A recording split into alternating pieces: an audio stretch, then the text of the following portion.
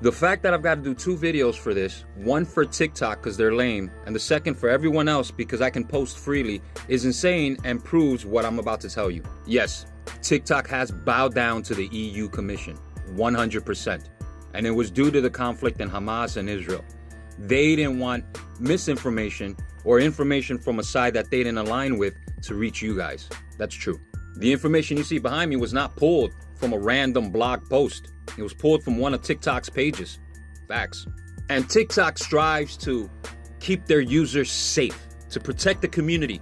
TikTok, what are you protecting the community from? We scroll videos. Are you protecting their thumb from shaking violently because they're so scared that their eyes were unable to look away from the phone that's in their physical hand?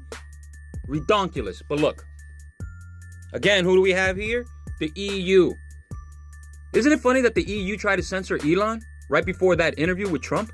And they boast, they brag about their broad reporting mechanisms and their ability to go in and just report anything and have it taken down right away. If you don't agree with it, it's okay because TikTok probably agrees with you because most of us aren't mainstream.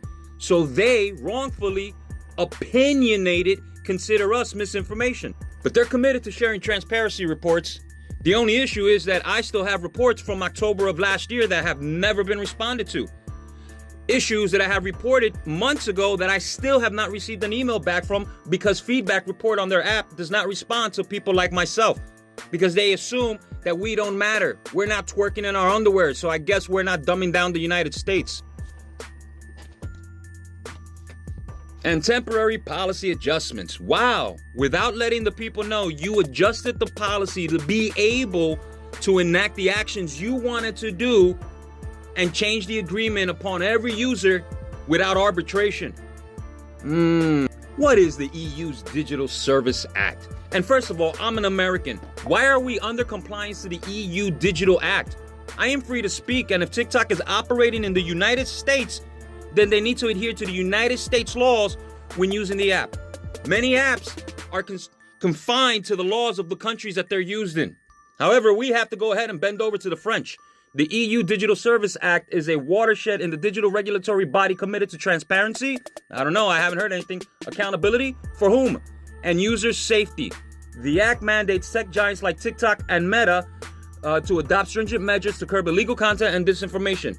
Meta has already released a letter apologizing, stating that they bended to the will of these people and wrongfully censored people. This is all dependent on what side you are.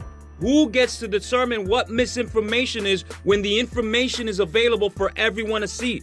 You may not like what you're seeing, but just because you don't like it, you little baby, doesn't mean it's misinformation. And who's in charge of this?